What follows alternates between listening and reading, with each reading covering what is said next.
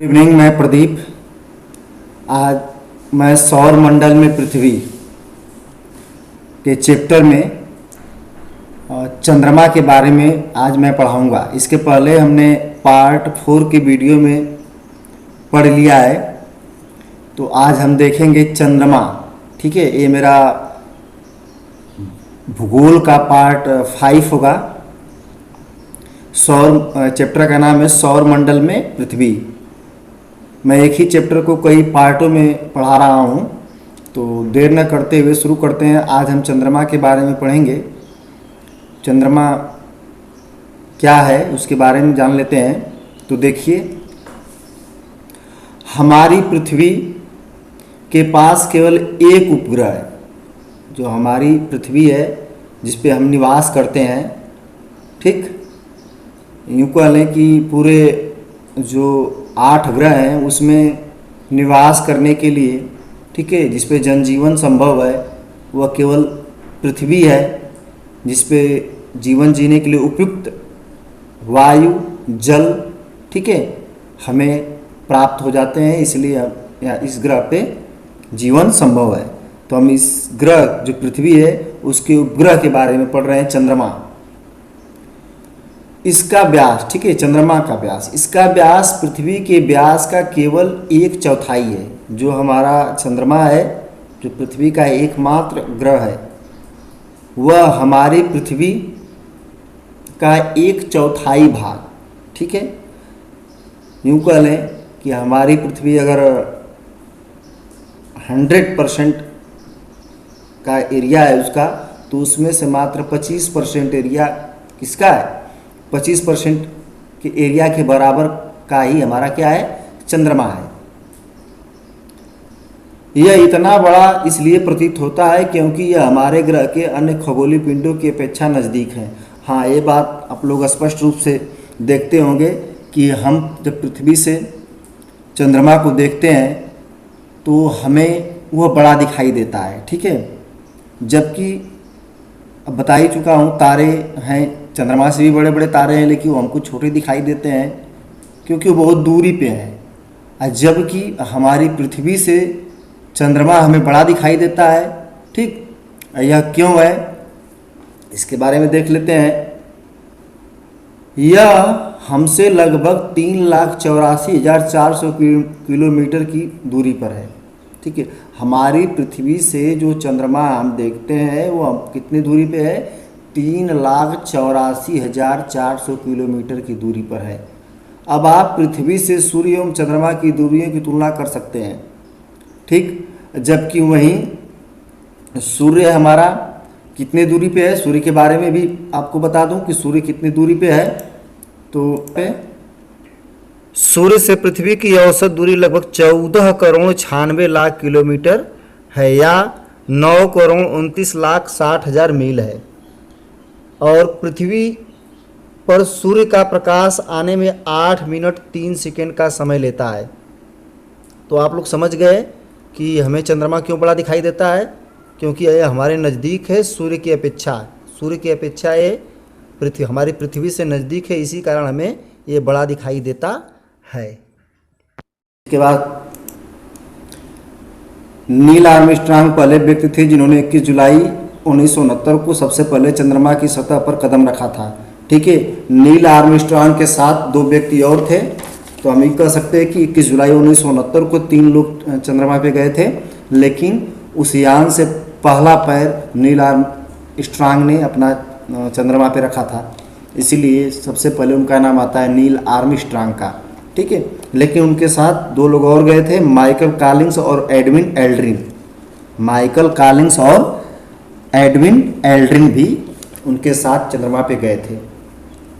मालूम करो कि क्या कोई भारतीय चंद्रमा पर गया है।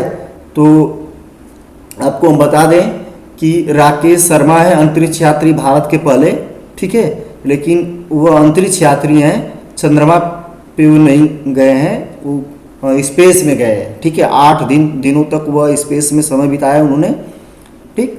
लेकिन चंद्रमा पे नहीं गए हैं। 2008 में 22 अक्टूबर 2008 को, ठीक है, चंद्रयान 1 को प्रक्षेपित किया गया था चंद्रमा पे, लेकिन वह मानव रहित था, जिसमें मानव नहीं थे, कृत्रिम एक यान भेजा गया था, चंद्रयान फर्स्ट।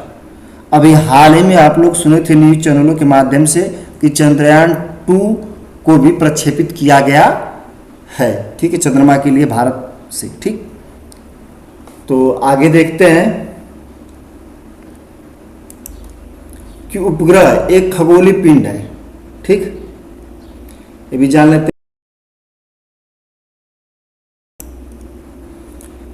चंद्रमा पृथ्वी का एक चक्कर लगभग 27 दिन में पूरा करता है। चंद्रमा पृथ्वी का एक चक्कर लगभग 27 दिन में पूरा करता है। लगभग इतने ही समय में यह अपने अक्ष पर एक चक्कर भी पूरा करता है।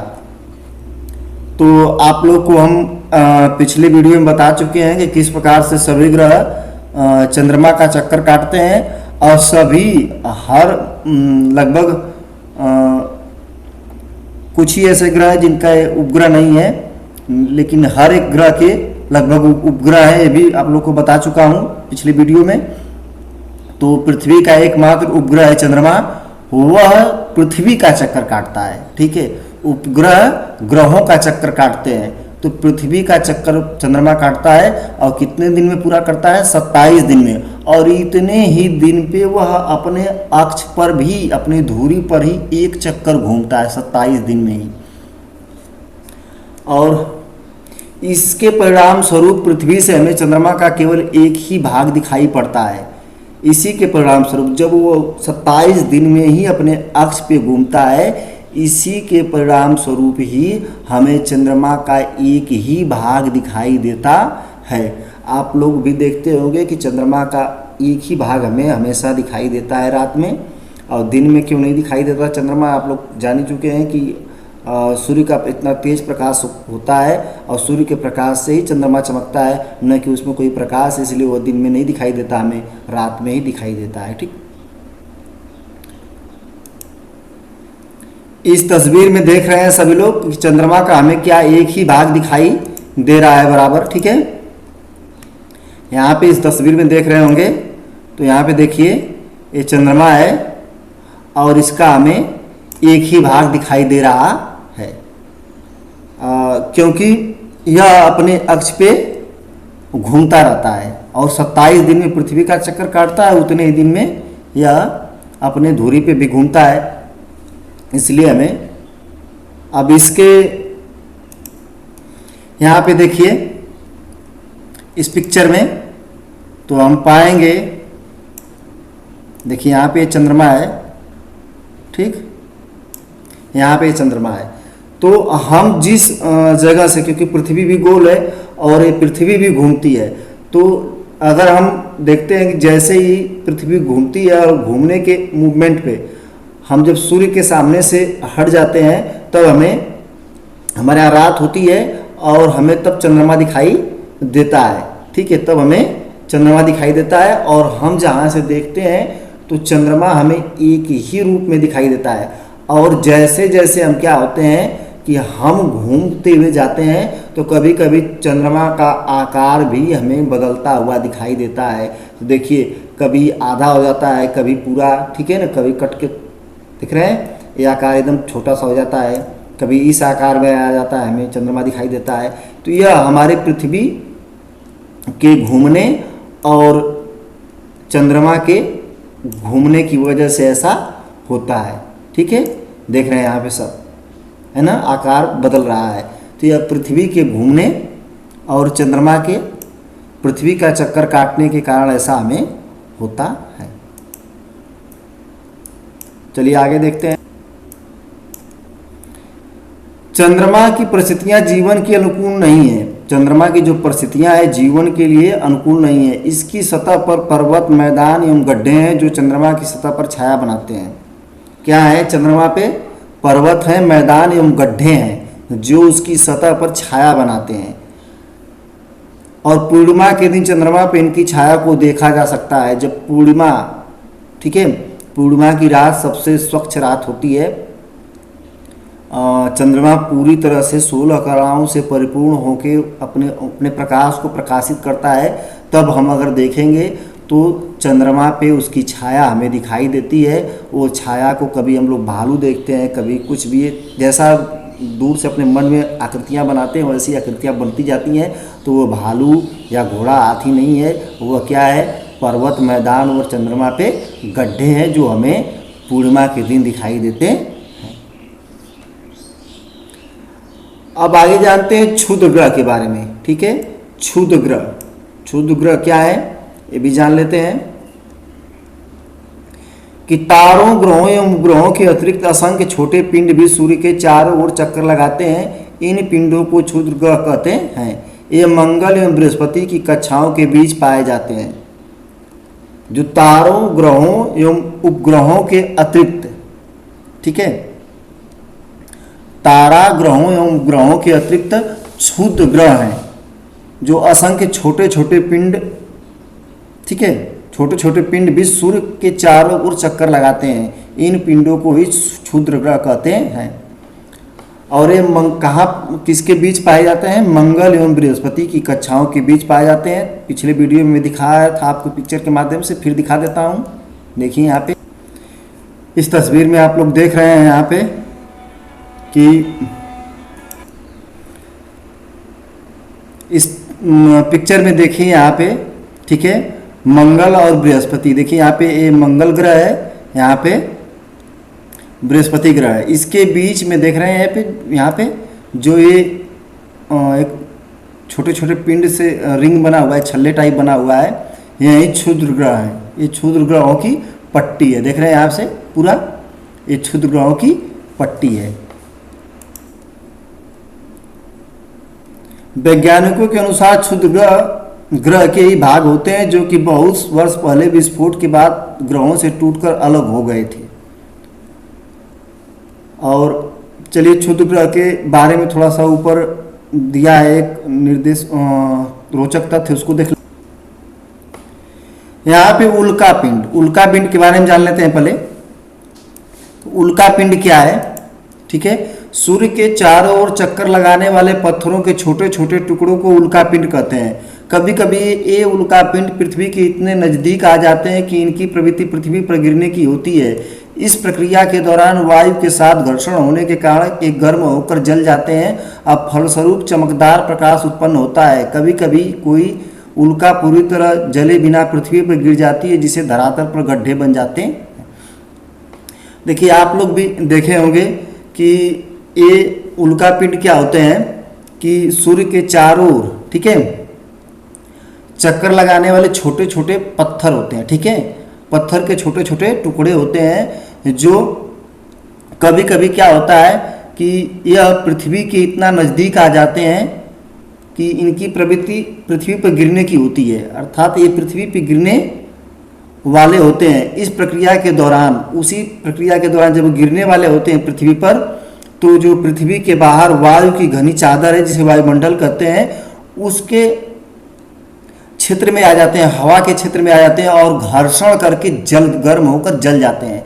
जब वायु के क्षेत्र में आते हैं, क्योंकि आप लोग पढ़े ही हैं कि पृथ्वी के चारों ओर वायु की घनी चादर जिसे वायुमंडल कहते हैं, तो उस वायु की घनी चादर में जैसे ही ये पिंड आते हैं और ये घर्षण करके, वायु से घर्षण करके जल जाते हैं और जल कर पृथ्वी पर गिरते हैं। तो हम लोग देखते हैं या बताते हैं लोग कि यह टूटता तारा गिर रहा है, लेकिन वो टूटता हुआ तारा नहीं गिरता है, वो उल्का पिंड, जलकर उल्का पिंड गिरते हैं। कभी कभी यह बिना जले ही कुछ अवशेष इनका रह जाता है और धरती पर आकर गिर जाते हैं, जिससे धरती में गड्ढे हो जाते हैं। अभी हाल ही में आप लोग सुने होंगे, आज मैं ये वीडियो आप लोग को 1 मई 2020 के दिन बना रहा हूँ, तो इसके पहले अभी आप लोग सुने थे कि 29 अप्रैल को एक ऐसा ही उल्का पिंड या एस्ट्रॉइड पृथ्वी पर आके गिरने वाला है जिससे पूरी पृथ्वी का विनाश हो जाएगा, या ऐसा तमाम न्यूज़ों या वायरल वीडियो व्हाट्सएप की दुनिया में घूम रहे थे। तो यह क्या एक गलत साबित हुआ है। नासा के वैज्ञानिकों ने भी ऐसा कहा था, लेकिन गलत साबित हो गया वह पिंड कहीं और चला गया, ठीक है ना। तो वो भी एक उल्का पिंड की तरह एक बड़ा सा पत्थर का टुकड़ा था जो पृथ्वी पर गिरने वाला था, जिसकी गिरने की नियत तिथि बताई गई थी 29 अप्रैल 2020, लेकिन ऐसा हुआ नहीं। तो ऐसे ही वो सूर्य के चारों ओर घूमने वाले छोटे छोटे पत्थर होते हैं। क्या होते हैं? पत्थर। वह पत्थर वायु के क्षेत्र में आते हैं, पृथ्वी के जब क्षेत्र में आते हैं तो वायु से घर्षण होकर जल जाते हैं और पृथ्वी की तरफ आते हैं, जिसे हम लोग कहते हैं कि यह जलता हुआ तारा गिर रहा है। कुछ लोग यहाँ तक भी कहते हैं कि विशेष मांगते हैं, ठीक है, अपनी मनोकामना कोई रखते हैं कि पूरा हो जाए। तो ये एक अंधविश्वास है, इसके पीछे कोई बहुत वजह नहीं, बताने के लिए मैं बता दिया कि वही स्थिति होती है। ठीक,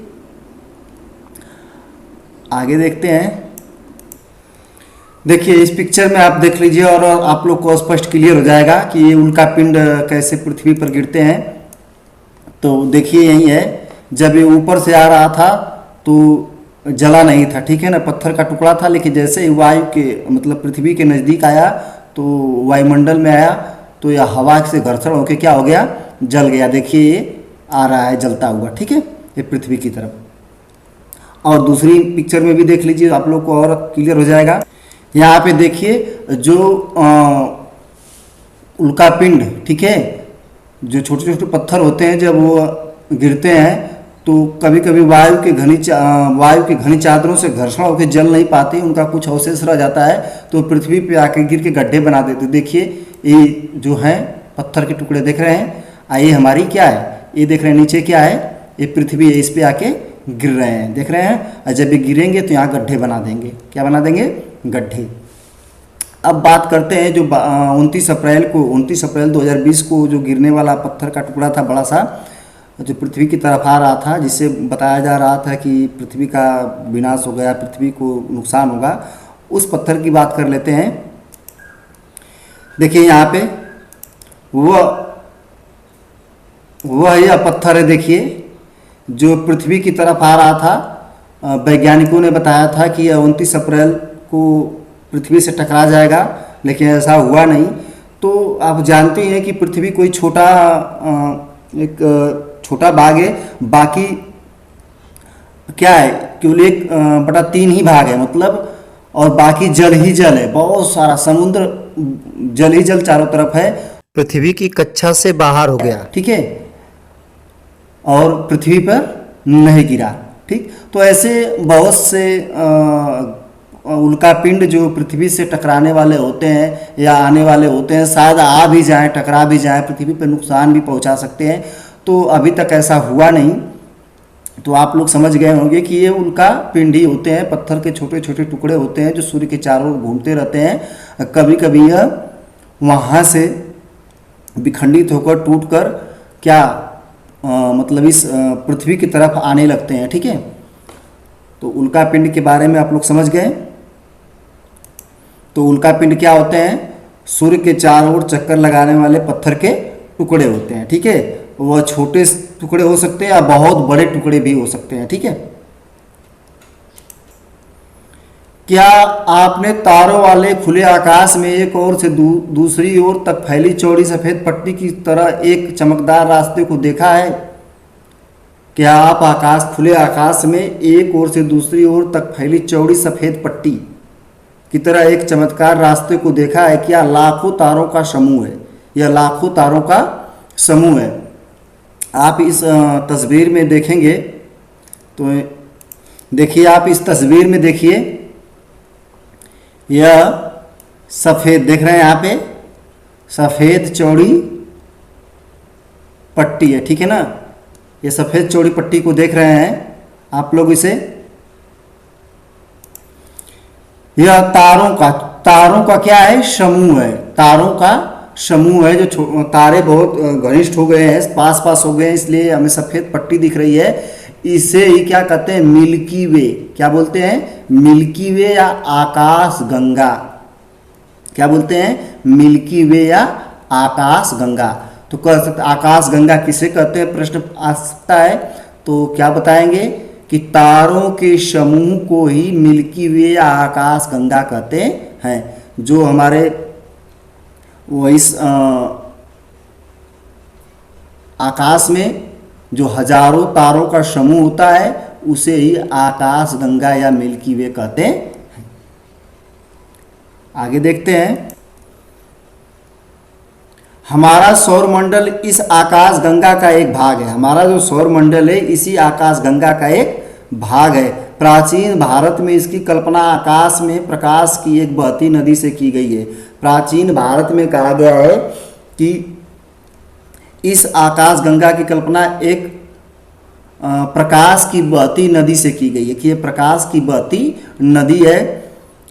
इस प्रकार इसका नाम आकाश गंगा पड़ा था। आकाश गंगा करोड़ों तारों, बादलों तथा गैसों की एक प्रणाली है। आकाश गंगा को कह सकते हैं कि करोड़ों तारों, बादलों तथा गैसों की एक प्रणाली है। इस प्रकार की लाखों आकाश गंगाएं हमारे इस आकाश में फैली हुई हैं। इस तरह की लाखों आकाश गंगाएं मिलकर ब्रह्मांड का निर्माण करती हैं। किसका निर्माण करती हैं? ब्रह्मांड का। तो ब्रह्मांड का निर्माण को क्या करती हैं? लाखों करोड़ों आकाश गंगाएं मिलकर ब्रह्मांड का निर्माण करती हैं। आकाश गंगाएं कैसे निर्मित होती हैं? लाखों करोड़ों तारे मिलकर आकाश गंगा का निर्माण करते हैं। ठीक है, लाखों करोड़ों तारे मिलकर आकाश गंगा का निर्माण करते हैं और लाखों आकाश गंगाएं मिलकर ब्रह्मांड का निर्माण करती हैं। ब्रह्मांड की विशालता की कल्पना करना अत्यधिक कठिन है। ब्रह्मांड की विशालता की कल्पना करना अत्यधिक कठिन है, अर्थात उसकी विशालता की कल्पना हम नहीं कर पाएंगे कि कितनी बड़ी यह ब्रह्मांड हमारा है।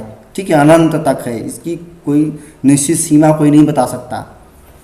वैज्ञानिक कभी भी इसके बारे में अधिक से अधिक जानकारी एकत्र करने में जुटे हैं। इसके आकार के संबंध में हमें कोई जानकारी नहीं है कि यह कितना चौड़ा है, कितना लंबा है या कितना बड़ा है। इसकी कल्पना अभी तक नहीं हो सकी है, अर्थात अत्यधिक कठिन है इसकी कल्पना कर पाना कि कितना दूर में फैला है, इसकी लास्ट सीमा कहाँ तक है। ठीक है, यह अनंत तक है, कोई जानकारी नहीं है। लेकिन फिर भी हम जानते हैं कि हम सभी इसी ब्रह्मांड का हिस्सा है।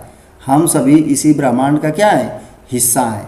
आप एक पौराणिक बातों में हम बता दें कि आकाश गंगा क्या है, तो कहा जाता है कि आकाश गंगा एक नदी है जहाँ से गंगा को भगीरथ ने पृथ्वी पे लाया था। ठीक है, इसी आकाश गंगा से गंगा नदी को पृथ्वी पर लाने वाले भगीरथ हैं। ठीक है ना, धरती पे लाए थे। तो एक पौराणिक कथाओं में ये भी एक लोकोक्ति है या तथ्य है, लोग बताते हैं। तो चलिए आगे देखते हैं।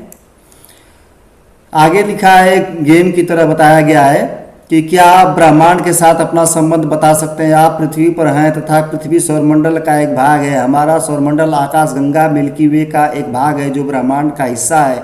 ब्रह्मांड से जुड़े इस तथ्य पर विचार कीजिए कि इसमें लाखों आकाश गंगाएं मौजूद हैं। इस चित्र में आपका स्थान कहाँ है? ठीक है, देख रहे हैं पहले क्या है? पहले ब्रह्मांड है, यहाँ पे देखेंगे तो पहले क्या है? ब्रह्मांड। ठीक है, फिर आकाश गंगा दिया है, सौरमंडल। ठीक है, फिर पृथ्वी। तो कह सकते हैं यहाँ से कि हम पृथ्वी पर क्या करते हैं? निवास करते हैं। और पृथ्वी कहाँ है? सौरमंडल का हिस्सा है। देखिए यहाँ से फिर से देख लेते हैं क्या कि हम कहाँ निवास करते हैं? पृथ्वी पर। ये हम हैं। ठीक है, एक लड़की यहाँ पे दिखाया गया, अपने आप को मान लेते हैं कि यहाँ पे हम हैं और हम पृथ्वी पर क्या करते हैं? निवास करते हैं। और पृथ्वी किसमें है? पृथ्वी सौरमंडल का हिस्सा है। और सौरमंडल किसका हिस्सा है? आकाश गंगा का हिस्सा है। आकाश गंगा किसका हिस्सा है? ब्रह्मांड का। तो कह सकते हैं ब्रह्मांड में आकाश गंगा है, आकाश गंगा में सौरमंडल है, सौरमंडल में पृथ्वी है और पृथ्वी पर हम हैं। तो आज का ये सौरमंडल का हमारा चैप्टर, एक चीज़ यहाँ पे छूट गया है, थोड़ा सा बता। यहाँ पे उपग्रह एक खगोलीय पिंड है। उपग्रह के बारे में जान लेते हैं कि उपग्रह क्या होता है। तो उपग्रह एक खगोलीय पिंड है जो ग्रहों के चारों ओर उसी प्रकार चक्कर लगाता है जिस प्रकार ग्रह सूर्य के चारों ओर चक्कर लगाते हैं। ठीक है ना। अब मानव निर्मित उपग्रह, एक मानव निर्मित उपग्रह होते हैं जिसे बनाया है। यह कृत्रिम पिंड है, यह वैज्ञानिकों के द्वारा बनाया गया है, जिसका उपयोग ब्रह्मांड के बारे में जानकारी प्राप्त करने एवं पृथ्वी पर संचार माध्यमों के लिए किया जाता है। इस रॉकेट के द्वारा अंतरिक्ष में भेजा जाता है। इसे कहाँ कैसे भेजा जाता है? रॉकेट के द्वारा अंतरिक्ष में भेजा जाता है एवं पृथ्वी की कक्षा में स्थापित कर दिया जाता है। ठीक है, पृथ्वी की जो कक्षा है, मतलब जहाँ तक पृथ्वी का रेंज है, जहाँ तक वो गुरुत्वाकर्षण कर सकता है। ठीक, अंतरिक्ष में उपस्थित कुछ भारतीय उपग्रह हैं। अंतरिक्ष में उपस्थित कुछ भारतीय उपग्रह हैं। इनसेट क्या है? इनसेट है जो भारतीय उपग्रह अंतरिक्ष में स्थापित किया गया है। IRS है, एडुसेट इत्यादि हैं। क्या क्या नाम उनका है? तो समझ लें भारतीय उपग्रह कौन कौन से अंतरिक्ष में स्थापित किए गए हैं। इनसेट, IRS, एडुसेट इत्यादि। देखिए यहाँ पे चित्र के माध्यम से कि यहाँ पे अंतरिक्ष में स्थापित किया जा रहा है। देखिए पृथ्वी है, भारत का नक्शा देख रहे हैं यहाँ पे। ठीक है, भारत से यहाँ पे इस तस्वीर में देखेंगे, इस रॉकेट के माध्यम से इसे छोड़ा जा रहा है।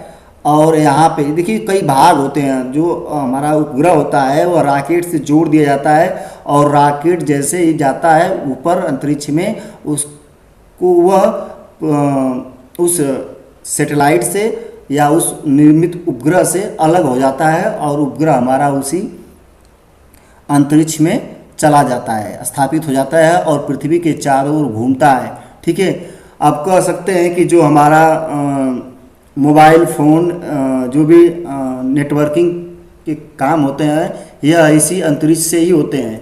और हम पृथ्वी के बाह्य चित्रों को लेते हैं और इस स्पेस की अंतरिक्ष में होने वाली घटनाओं, इस जो हमारा वायुमंडल है इसमें होने वाली घटनाओं का भी आकलन करके हमें यह अंतरिक्ष मानव निर्मित उपग्रह हमें बताता रहता है। इसमें इलेक्ट्रॉनिक डिवाइसें लगी हैं, जैसे मौसम विभाग, मौसम में क्या पानी बारिश होने वाली है, आंधी तूफान आने वाले हैं वगैरह, सारी जानकारी हमें यहीं जो मानव निर्मित उपग्रह ही, या इसको इंग्लिश में सैटेलाइट बोलते हैं, तो यही सैटेलाइट हमें बताता रहता है। तो आज हम सौर मंडल के चैप्टर को ख़त्म कर दिए, पूरा पढ़ा चुका हूँ। मैं अगले वीडियो में आप लोग को जो यहाँ पे प्रश्नोत्तरी है देख रहे हैं, इस प्रश्नोत्तरी को हल करा दूंगा। जो हमारा अगला वीडियो आएगा इसमें इस अभ्यास जो है प्रश्नोत्तरी प्रश्न, इसको मैं बता दूंगा आप लोग को, अपने नोटबुक पे लिख लेंगे। बरसक जितना मैंने पढ़ाया है आप लोग कोशिश करें कि इन प्रश्नों को पहले से ही हल कर लें अपने नोटबुक पे, और जब मैं लिखाऊं तो मिलाएं उससे कि कितना हमने सही किया है।